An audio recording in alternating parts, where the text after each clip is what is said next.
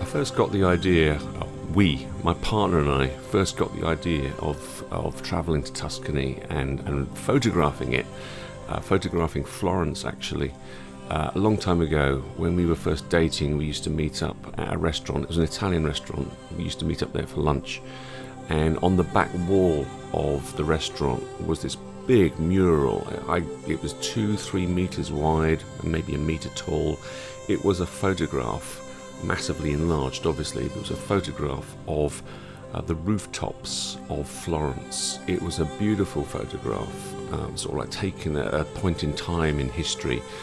And I was really fascinated by that photograph.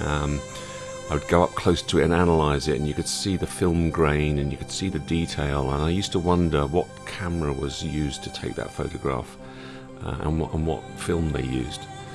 And it was while we were eating in that restaurant that we got the idea of, why don't we go there? Why don't we go to Florence? Let's visit Italy as a holiday, and visit Tuscany, which is the area sort of south of Florence. And so that's where it came from, and we've been back there a number of times. And I've tried in the past to find that viewpoint where that photographer stood to take that rooftop image, capture that image of Florence, and I was frustrated in the past I couldn't find it. But this time going to Tuscany, I made sure I did my research and I found the exact viewpoint, and I've taken my own equivalent photograph of those rooftops. It's a beautiful, beautiful city. It really is wonderful.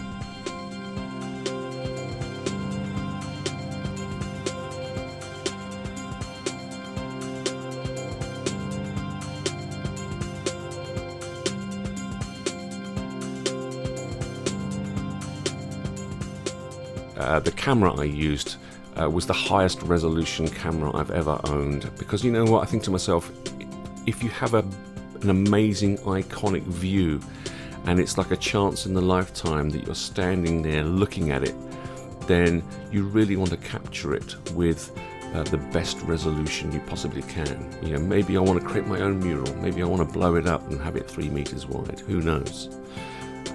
But that's what I've done. I've managed to do it here in 2023. Very, very happy about that.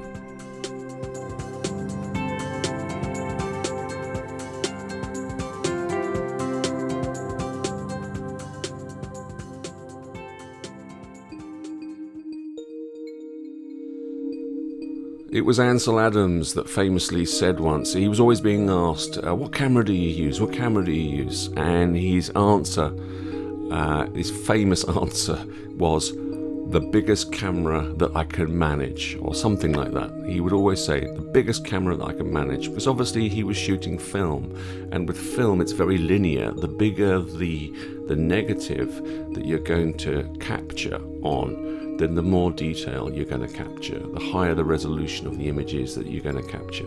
And so, you know, his ethos was very, very simple. I take the biggest camera I possibly can get away with, because that's what's going to get me the best image possible. And I know it's not quite the same now with digital technology and sensor technology. You know, it's not guaranteed that the bigger the sensor, the better the image quality anymore. But these Fujifilm GFX series of cameras, the image quality is the best I've ever seen in any camera I've ever used. They are absolutely wonderful.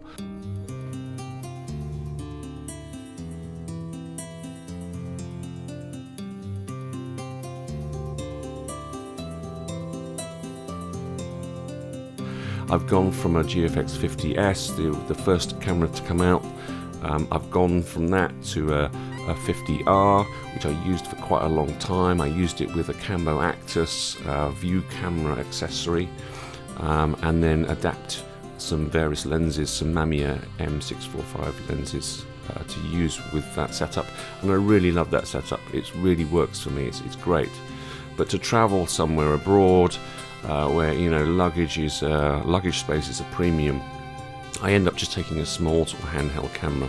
And this time, 2023, I took a medium format camera with me, a walkabout camera with me, the GFX100S. It's got IBIS built into it. It's small and compact for a medium format camera, and I chose the 35-70 kind of all-purpose zoom lens, and that's all the gear I used. I really absolutely love that camera. No more worrying about tripods and sort of like stability issues when you're shooting. It's just a wonderful system. That camera is wonderful, IBIS inside it. You're shooting handheld, sort of like run and gun style if you like. You're shooting the most amazing quality photographs. Absolutely love that camera to pieces.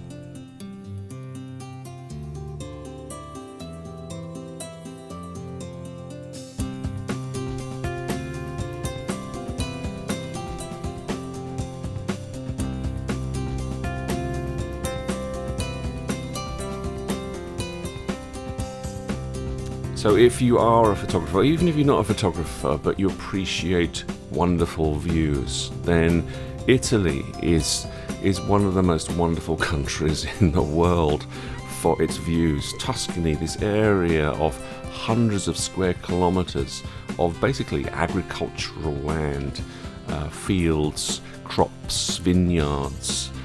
It's the most beautiful countryside, it really is. It's just not flat, it sort of undulates. There's lots of hills, there's some mountainous areas, there's some forests and things like that, but it's mainly agricultural land. But the landscape changes so dramatically throughout the seasons. In the spring you have poppy fields. Throughout the summer you've got all the sort of like the grains and the cereals being grown. And those beautiful yellow golden colours of those fields of wheat, etc. And then in the autumn you have fields of millions and millions of sunflowers. It's just the most amazing place. And of course with that you've also got the sort of the vineyards, which are constant throughout the seasons. You've got these beautiful vineyards with their beautifully organised rows of grapevines, and you've got olive groves, olive trees, again planted in these very regimented sort of rows. So you've got these wonderful patterns and lines and textures in the photographs you take of the landscape. It's the most beautiful landscape I've ever actually seen. It really is. This time, 2023, we went in the first week of September, so it's right at the end of the season, the growing season. A lot of harvesting has already been done, so a lot of the fields are bare earth, but they've all been ploughed, so you've got all those lines, those textures of those ploughed fields. It's a very weird looking and interesting looking landscape, and you can see the sort of like the fluctuations in the ground, the sort of like the undulations, if you like. We were lucky enough that a lot of the sunflowers hadn't yet been harvested. They were about to be, so the flowers themselves are drooping and sort of dying and turning brown and black, but we were able to find quite a lot of fields still with sunflowers in, and they are absolutely amazing to take photographs of. It's a wonderful landscape, it really is.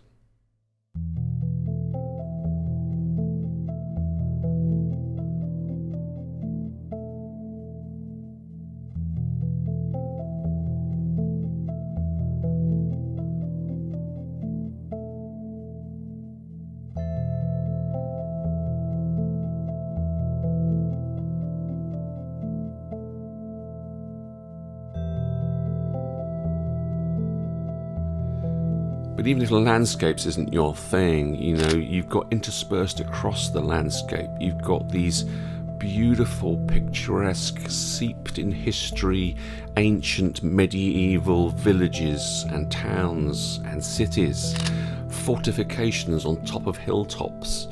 They're unspoiled, they've been like this for centuries. They are most beautiful places to explore. Lots and lots of churches and cathedrals there. Obviously religion is a very strong part of the culture of Italy, but you've got markets, you've got shops, you've got obviously always the sort of the agricultural aspect of Tuscany, the produce that they're growing there, cheeses, and obviously pork. Wild boar is a speciality in Tuscany, so you've got a lot of wonderful food as well. Shops, markets. Italian people are very, community is so strong to them that it really is, especially in these sort of towns and cities in the Tuscany region. It's so strong to them. There's always something going on. There's some sort of parade. There's something going on. There's always something to see. And if you're into photography, you've got loads of opportunities for street photography, basically. If landscapes isn't your thing and architecture isn't your thing, then there are people to take photographs of. It really is an amazing place to visit, explore, and photograph.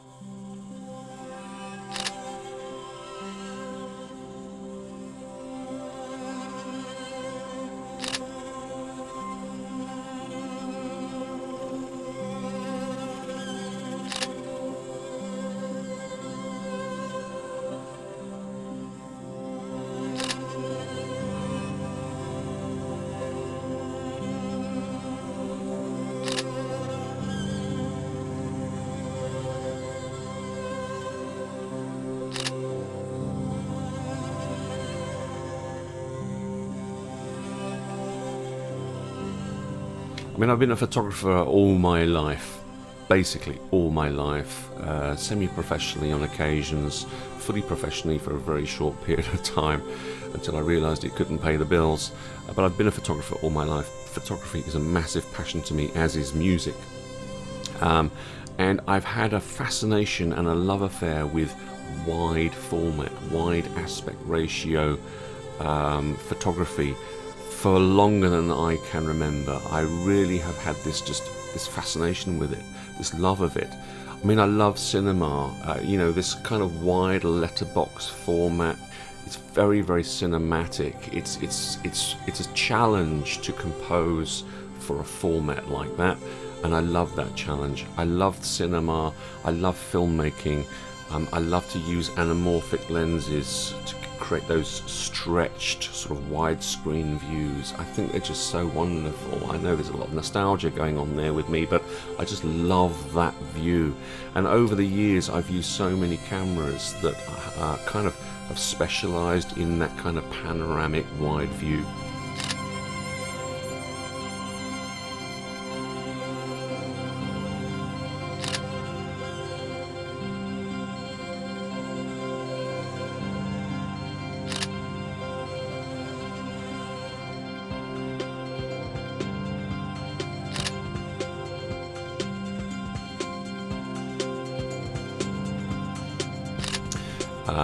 I've used 6x12 medium format film backs on my large format view cameras. I've still got an Arca Swiss 4x5 view camera, and I use 6x12 film backs on that camera. I've used specialized 6x12 cameras. There's a Japanese manufacturer called Horseman. I've used their cameras. There's a Italian manufacturer called Silvestri. I've used their 6x12 cameras as well on 6x9. Noblex, I think they're German. I'm not 100% sure. Are they German? I'm not sure. Anyway, they're very specialized cameras, these Noblex cameras. I've got two of them. I've still got them actually. They shoot medium format film, and they have like a swiveling turret, so they create a very unique panorama in terms of the perspective that you get, the sort of like fall off towards the edges. Very, very unique cameras, and I've used those a lot. Wide Lux as well is another rotating turret camera that I've used. And of course, I guess probably one of the most famous sort of wide format cameras of them all is the Hasselblad X-Pan, jointly made with Fuji. I've had one of those cameras for quite a long time. I don't own it anymore, and I'm really gutted that I don't own one anymore. They are really a collector's item these days. They go for so much money, so I just can't afford to buy one back again, and not for some occasional film photography with it. But I just love those cameras. Actually, there's a book. It's this one here. It's called Stretch. Nick Mears. If you're interested in those cameras that I mentioned, this is a great book. It showcases this kind of panoramic view of a view of the world that you can get with these cameras. But you can shoot a panoramic style, letterbox style aspect ratio with any camera, and the GFX system is wonderful for that. You've got a whole range of different aspect ratios that you can choose from. They're designed for when you shoot JPEGs on the camera, but if you choose to shoot JPEG plus RAW, then you get that aspect ratio. You see it through the viewfinder, you can compose to it perfectly, and then when you import your photos I use Adobe Lightroom, when you import your JPEG and RAW combinations into Lightroom, it will respect that original aspect ratio that you shot with. So even though you've got the raw camera files, it shows them to you the way that you shot them in camera, which is fantastic, and that's what I do all the time.